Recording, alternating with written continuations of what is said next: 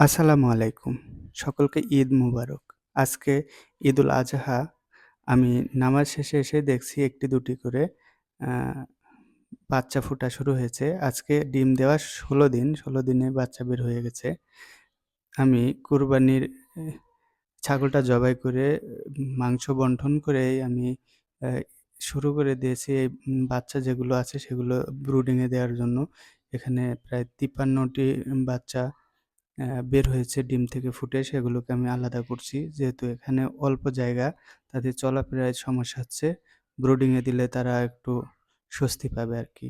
দিনে এটা তো সবসময় লাইট জ্বলে না। কারণ সবসময় দেখি এখানে ৪০ ডিগ্রি ৩৯ ডিগ্রি তাপমাত্রা থাকেই। তাই লাইট খুব কম জ্বলে। আজকে যেহেতু এটা আমি খুলে দেখছি তাই লাইটটা জ্বলছে এখন। তো আজকে আর বিকেলে আমার ঘোরা হবে না। এই বাচ্চাগুলোর সেবা করতে হবে আরকি। এদেরকে খাবার, পানি এগুলো নিয়মিত দিতে হবে।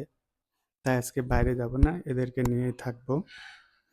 তো এদেরকে আমি ব্রুডিং এ দিয়ে এখন আমি এদেরকে পানি দিব। গ্লুকোজ প্লাস পানির সাথে মিশিয়ে আমি এদেরকে পানি দিব। তাই আমি এগুলো প্রসেসিং করছি। এ পানির পরে আমি হচ্ছে যে আমার এখানে সোনালি স্টার্টার কিনে রাখছি সেটা আমি একবারে ছোট, ছোট করে ভেঙে সেগুলো আমি এগুলোকে দিয়ে দেবো এখন। এ এই পানিগুলোর ভিতরে অবশ্যই মার্বেল দিয়ে দিব। তা না হলে অ্যা বাচ্চাগুলো মারা যাবে অনেকগুলোই। এর ভিতরে পড়ে আর উঠতে পারে না বেশিরভাগ।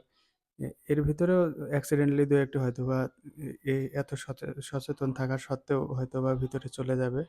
এখানে অনেকগুলো খাবার আমি ১ বস্তা কিনে রাখছি। যেহেতু আমার ১২০ টা অলরেডি আছে। আবার এগুলো ফুটে গেছে। এর জন্য আমি এগুলো ব্লেন্ডারে ইয়ে করি। আমার পরিশ্রম কম হয়। যদি আমি এগুলো মানে হাতুড় বা কিছু দিয়ে অ্যা ইয়ে করি, ছোট, ছোট করে অনেক সময় লাগবে। আর এর ভিতরে আমার ১ সেকেন্ডেই হয়ে যাচ্ছে। এর ভিতরে পেপার দিচ্ছি কারণ আমার এই ভিতরে যে কাপড়টা দিয়েছি এটা অনেক কালার। তাই খাবার হয়তোবা দেখতে অসুবিধা হবে। আর এই সাদা ইয়ার উপর দিলে অসুবিধা কম হবে।